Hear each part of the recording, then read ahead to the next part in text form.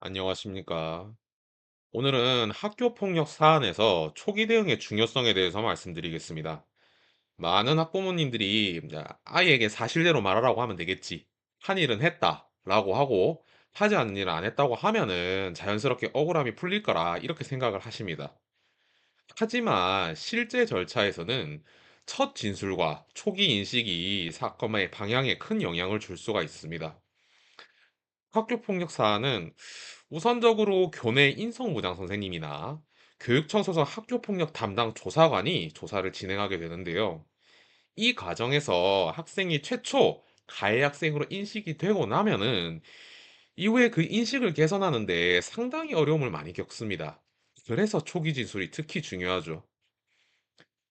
일반적으로 학교폭력 사안 중 상당수는 경미하거나 친구들끼리 장난이 섞인 경우 또는 가해 학생과 피해 학생이 서로 혼재되어 있는 경우가 많습니다. 그런데 이 조사 과정에서 일단은 누가 가해 학생이라는 인식이 생기고 나면은 상대방의 행동은 장난이나 방어로만 받아들여지고 가해로 인정되지 않는 경우가 종종 있습니다. 반대로 이미 인식이 생긴 학생의 경우에는 피해 학생이랑 상호 묵시적인 동의하에 있었던 행동이나 장난 섞인 말들도 일방적인 학교 폭력으로 인정되는 경우가 생길 수가 있습니다. 즉, 같은 상황이라도 초기 인식에 따라서 사건이 전혀 다르게 해석될 수 있다는 것이죠. 또 한 가지 이제 고려하셔야 될 점은 학교폭력 심의위원회 절차에서는 일반적인 소송 절차나 형사 절차와는 달리 객관적인 증거가 부족함에도 사실 인정을 하는 경우가 있다는 것입니다. 이건 조금 들어보셔야 되는데 사건이 일단 교실이나 교도에서 발생하다 보니까 CCTV나 증거가 없기에 주변 학생들의 진술이 사실 입증의 핵심이 되는 경우가 많죠. 하지만 학생들의 진술은 이른 불완전할 수가 있고 사건 전체의 맥락을 담기 어려운 때도 있습니다.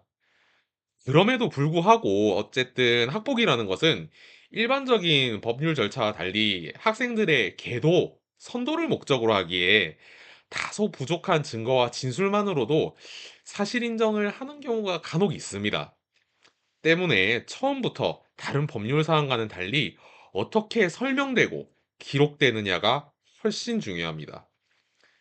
따라서 학생들이 최초 조사에 임할 때는 처음부터 전문가와 함께 사실관계를 좀 정돈하고 정제된 내용으로 진술하는 것이 필요하다고 하겠습니다.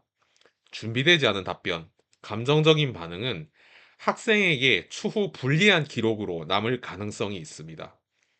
반대로 전문가의 조력을 받으면 어떤 점을 강조해야 될지, 어떤 부분은 주의해서 말해야 할지를 사전에 점검할 수가 있죠.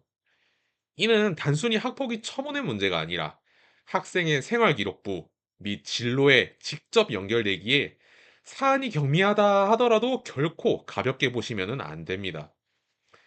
정리하자면 학교 폭력 사건은 초기 진술과 인식에 따라서 전혀 다른 결과가 나올 수가 있죠. 따라서 첫 조사부터 전문가의 조력을 받아 신중하게 대응하는 것이 꼭 필요합니다.